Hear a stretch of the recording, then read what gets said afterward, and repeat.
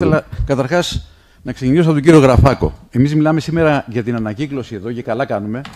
Ωστόσο, όμως, η εξελίξη στη διαχείριση των απορριμμάτων δείχνει ότι υπάρχει μια πολύ μεγάλη συγκέντρωση σε συγκεκριμένες εταιρείες. Μιλάω για Τέρνα Ενεργειακή, μιλάω για Μυτιληναίο, μιλάω ουσιαστικά η Τέρνα Ενεργειακή αγόρασε και τον Ηλέκτορα, σοβαρή εξέλιξη.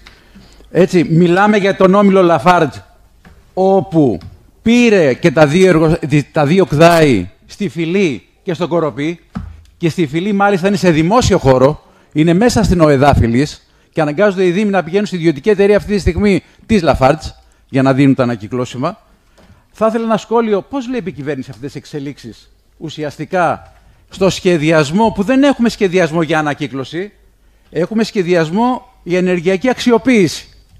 Και μάλιστα διαβάζω, κύριε Γραφάκο, ότι η μελέτη που έχει εκπονηθεί μέσα από το ΙΠΕΝ στις δύο εταιρείες, στην Ευρύνοπλαν και στην ΕΤΚΑ, μιλάνε για παραγωγή 1.200.000 τόνων έως 1.600.000 τόνους SRF και RDF, δευτερογενή καύσιμα υλικά. Αν επιβεβαιώνονται αυτά τα νούμερα σε μια συνολική παραγωγή απορριμμάτων μέχρι το 2030 5 εκατομμυρίων τόνων, ναι, τότε θα έχουμε το 33% να πηγαίνει κατευθείαν στα τσιμεντάδικα για καύση. Ακύρωση της ανακύκλωσης εν τη γενέση της. Δηλαδή ο σχεδιασμός δεν είναι πώς να πάει καλύτερη η ανακύκλωση, αλλά είναι πώς θα κάψουμε για να πετύχουμε το στόχο κάτω από 10%, όπως λέει και το Εθνικό Σχέδιο. Αυτό είναι το πρώτο ερώτημα. Το δεύτερο ερώτημα έχει να κάνει με την ανακύκλωση και αυτά που ανέφερε προηγουμένως και ο κύριος Ραζής. Το 2015, σε αυτή εδώ την αίθουσα, θυμάμαι πολύ καλά, ότι όλα τα συστήματα ανακύκλωσης λέγανε κάτω τα χέρια από τα λεφτά μας. Τα λεφτά μας εννοούσαν, αν θυμάστε κύριε Ραζή και την εποχή εκείνη, το τέλος το οποίο πληρώνουν οι καταναλωτές, δηλαδή οι δημότες. Στις συσκευασίες, μιλάω για τις συσκευασίες. Μέχρι το 2009 έπαιρνε κάποια χρήματα αυτοδιοίκηση. Και είχε πάρει και τα απορριμματοφόρα και τους κάδους. Φτάσαμε σήμερα, όχι χρήματα να μην παίρνει, να παίρνει ούτε απορριμματοφόρα, ούτε και κάδους. Και το ερώτημα είναι το εξής. Ποιος παίρνει το τέλος το οποίο πληρώνουν οι δημότες? Πού πάει? Πληρώνουν οι δημότες. Ο κύριος Ραζής λέει, η φοροδιαφυγή. Είναι λίγα τα λεφτά που παίρνουμε, θα θέλουμε τα διπλάσια και παραπάνω. Ποιος παίρνει, κύριε Γραφάκο, τα λεφτά? Φεύγει από την τσέπη των δημοτών και πάει στην τσέπη των εταιριών, των κολοσσών εταιριών, που ουσιαστικά θα έρθουν μέσα από την πώληση του ηλεκτρικού ρεύματος και όντα στα σκουπίδια να βγάλουν και άλλα λεφτά. Για ποια ανακύκλωση μιλάμε? Η ανακύκλωση έχει καταρρεύσει. Τρίτο ερώτημα και τελευταίο. Η 20 Δεκάτου, κύριε Γραφάκο, λήγει η σύμβαση παραχώρησης από πλευράς Δήμου Φυλής για τον ΟΕΔΑ Φυλής. Τότε, το 2004, είχαμε πει 20 χρόνια ώστε μια μεταβατική περίοδος να τελειώσει αυτή η ιστορία με τα σκουπίδια κλπ. Το 2014 ήρθε εδώ η Επιτροπή Αναφορών της Ευρωπαϊκής Ένωσης και είπε, διακομματική, ότι είναι μνημείο περιβαλλοντικού χάους, ανθρώπινου πόρου και αρρώστιας. Πέρασαν από τότε 9 χρόνια. Πάμε στο 10ο. 10 χρόνια. Τι σκοπεύει να κάνει η κυβέρνηση για τα επόμενα χρόνια? Θα ανανεώσει άλλη μια 20ετία, 25ετία το χώρο να λειτουργεί εκεί η ΟΕΔΑ Φυλής? Λέω και πάλι, 20 Οκτώβρη κλείνει, τελειώνει η σύμβαση. Ποια θα είναι η πολιτική της κυβέρνησης στην Αττική?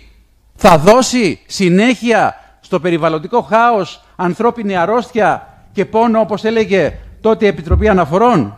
Ευχαριστώ. Αυτό θα κάνουμε.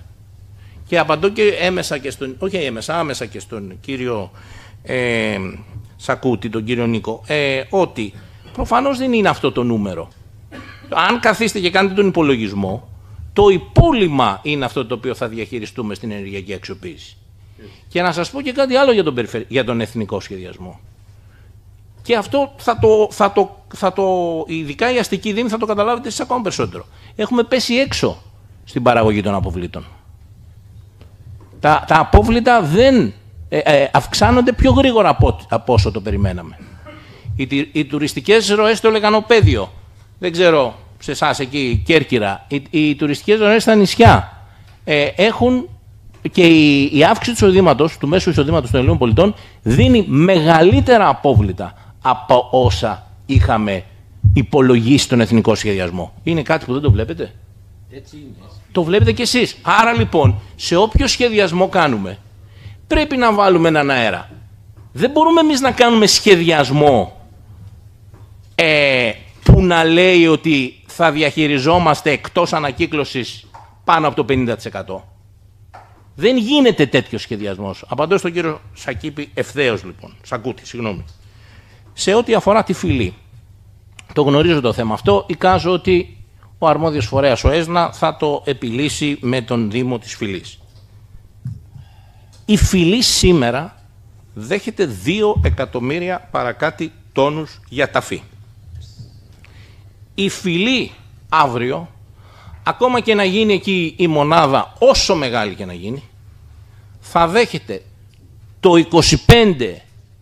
20 με 25% των αποβλήτων που σήμερα θάβει, θα το δέχεται για να επεξεργάζονται τα απόβλητα αυτά και το υπόλοιπά τους θα πηγαίνει να αξιοποιείται ενεργειακά. Μα είναι άλλη φυλή. Είναι άλλο πράγμα το ένα, άλλο πράγμα το άλλο. Και αυτή είναι η θέση ελληνικής κυβέρνησης. Εμείς η δουλειά μας είναι και της περιφέρειας είναι να τρέξουμε το συντομότερο δυνατό αυτή την υποδομή. Διότι κανένας εθνικός σχεδιασμός δεν θα βγει αν δεν τρέξει η Αττική. Λοιπόν, δεν βλέπω ότι έχουμε κάτι άλλο. Υπόθηκε από τον κύριο Πελετίδη ότι το Σεπτέμβριο θα έχουμε αποτελέσματα. Όχι. Δεν θα έχουμε το Σεπτέμβριο αποτελέσματα. Το Σεπτέμβριο θα έχουμε την ψήφιση του νομοσχεδίου. Το αμέσως επόμενο βήμα θα είναι η κατάθεση των απαραίτητων διαδικασιών στον ΕΟΑΝ καθώς και ενιαίου επιχειρησιακού σχεδίου από την πλευρά των υπόχρεων παραγωγών που θα αυξάνει σημαντικά, αγαπητέ Πρόεδρε, τους διαθέσιμους πόρους και η υλοποίηση αυτού του σχεδίου εκτιμάμε εμείς ότι θα αρχίσει να γίνεται από το 2026 και μετά. Το 2025, τέλος 2025 εκτιμούμε θα τρέξει τον 3RS, άρα για μας στο Υπουργείο Περιβάλλοντος δεν λύνουμε το θέμα με την κατάθεση του νομοσχεδίου.